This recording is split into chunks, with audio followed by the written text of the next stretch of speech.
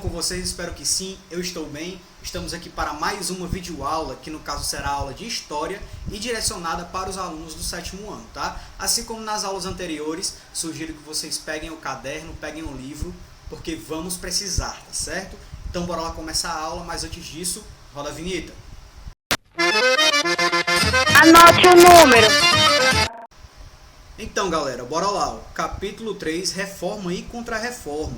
No início do capítulo, a gente procurou entender as críticas à Igreja Católica, tá? Além disso, a partir das críticas à Igreja Católica, a gente entendeu, a gente discutiu uma proposta de reforma, né? De reforma protestante, realmente. Além disso, no decorrer do capítulo, a gente buscou entender algumas doutrinas também, tá? Que iriam de encontro à Igreja Católica. Então a gente falou de luteranismo, a gente falou da doutrina calvinista e da doutrina anglicana, certo? Hoje o nosso principal objetivo vai ser discutir a contra-reforma, show? Então é isso, bora lá que nós vamos aprender isso nessa aula. Então galera, em relação à contra-reforma, o que é que a gente conseguiu perceber? Desde o século XIII que a gente vem percebendo e que as pessoas que estavam vinculadas à igreja naquele período também percebiam, era que a igreja estava se desvinculando de certa forma dos seus fiéis, né? A igreja estava se afastando dos seus fiéis, tá? Então, as pessoas que estavam inseridas diretamente dentro da igreja, elas também começaram a se afastar. Elas percebiam que existia a necessidade da igreja passar por uma reforma, tá? A partir do século XIV, a gente começou a analisar também e a perceber que a Igreja Católica perseguia as pessoas que iam de encontro aos seus ideais, tá certo? Corre, negada! A partir disso, os membros da Igreja Católica tinham consciência de que a reforma de fato precisava acontecer, de que uma reforma precisava acontecer, mas a instituição se mostrava muito resistente a essas reformas. Então, a gente começou a perceber que as pessoas começaram a optar por outras religiões, né? Como por exemplo o luteranismo, o calvinismo, tá certo? Foi assim que a partir da criação de outras igrejas, de igrejas protestantes, muitas outras questões acerca da igreja começaram a ser levantadas, tá? Acerca da Igreja Católica. Então, a Igreja Católica começou a perder muitos fiéis e a autoridade do Papa também começou a ser questionada. A Igreja Católica, diante de todos esses problemas, começou a tentar reverter a situação, né? Então, ela começou a organizar um processo contrário à reforma protestante, tá? Que no caso é chamado de contra-reforma ou reforma católica. O principal objetivo era avaliar os pontos mais criticados por parte dos protestantes, tá? Dos reformistas. E além disso, eles tinham o objetivo também de reafirmar o valor da Igreja Católica perante os fiéis, tá? Eles chegaram a criar uma assembleia de bispos, que aconteceu lá na Itália, na cidade de Trento. E o principal objetivo era analisar as ações que iriam ser tomadas dali para frente. Esse evento ficou conhecido como Concílio de Trento, tá? Além disso, eles tinham o objetivo também de reorganizar o Tribunal do Santo Ofício, tá certo? Que no momento anterior, lá no período da Idade Média, tinha o objetivo de julgar e sentenciar os que eram considerados hereges, certo? E por fim foi criada a Companhia de Jesus, que tinha como principal objetivo difundir o catolicismo, de fato, divulgar o catolicismo, e além disso, um outro objetivo era evangelizar os povos de outros continentes. Agora, galera, com o objetivo de praticar, eu sugiro que vocês abram na página 422 para a gente resolver essa 16ª questão aí, tá? Bora lá, vou ler com vocês. Ó. Com base no que estudamos até o momento sobre o contexto da Igreja Católica na Idade Moderna, explique o que foi a Contra-Reforma. E aí, galera, o que foi a Contra-Reforma? A gente acabou de entender, não foi? Então eu vou dar uns segundinhos aí para vocês responderem. Mentira! Então, galera, a Contra-Reforma foi uma resposta à reforma protestante que vinha acontecendo naquele período, tá? E além disso, foi uma forma de resposta também às críticas que a Igreja Católica vinha sofrendo desde o século XIII, não é isso? Além disso, a Contra-Reforma vinha como uma tentativa de reafirmar a doutrina também, certo? Então bora lá, ó. Anotem aí o que eu vou falar para vocês. No contexto da Idade Moderna, a Contra-Reforma foi uma reação da Igreja Católica à Reforma Protestante e às críticas que vinha recebendo desde o século XIII.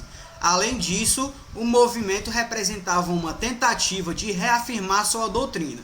Então é isso, galera. Caso não tenham acompanhado, vocês voltem o vídeo, certo? Agora, galera, o nosso objetivo vai ser entender o Concílio de Trento, tá? Que eu falei naquele momento anterior. Foi uma Assembleia de Bispos que foi realizado na Itália, né, na cidade de Trento, e foi organizada pelo Papa Paulo III, tá? Suas sessões se estenderam entre os anos 1545 e 1563, tá certo? E foram sendo organizadas pelos papas posteriores.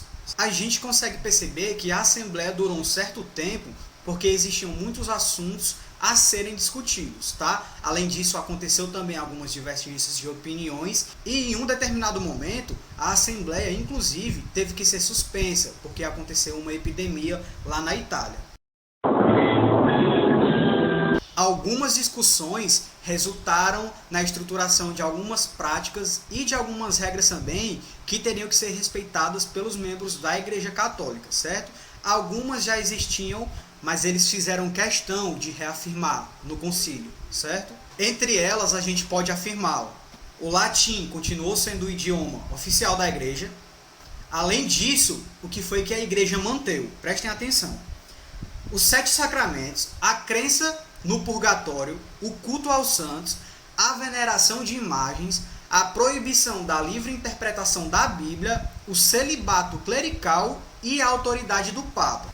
Tudo isso foi mantido pela Igreja Católica. As indulgências permaneceram, porém, o único que poderia conceder era o bispo, certo? E além disso, não necessitava mais de pagamento.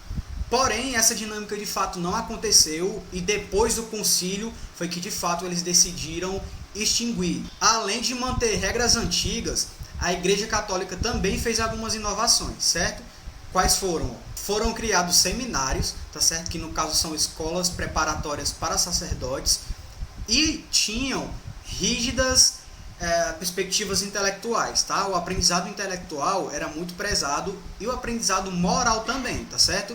Padres, bispos e alguns membros da Igreja Católica, eles tinham agora que morar nas sedes em que eles atuavam, tá? Eles não podiam mais ter uma residência própria, não podiam mais morar na residência própria, certo?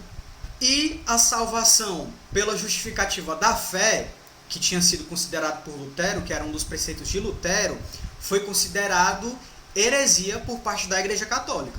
Agora, galera, para praticar, eu sugiro que a gente resolva a 19ª questão da página 424, tá? No caso, é um quadro que eu vou até procurar deixar aí na tela de vocês, tá certo? Então, bora lá, ó. 19ª questão. Assinale com um X as determinações que promoveram mudanças ou permanências em relação aos princípios na doutrina católica após o Concílio de Trento. Bora lá, doutrina católica. Ó, latim como língua oficial. Houve alguma mudança ou permaneceu, galera? Permaneceu, né? Então marque aí, ó, permanência.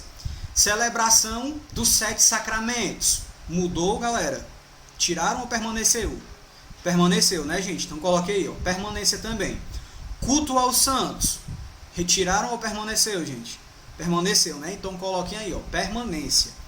Seminários para a formação de padres. Mudança ou permanência? Mudou, né, gente? Então coloque aí, ó, mudança.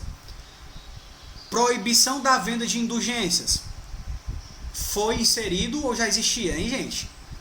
Foi inserido, né? Uma perspectiva nova. Então coloque aí, mudança que aconteceu na Igreja Católica. Moradia de membros do clero nas sedes da igreja. Já existia ou foi uma mudança, gente? Foi uma mudança, né? Então coloque um X aí, certo?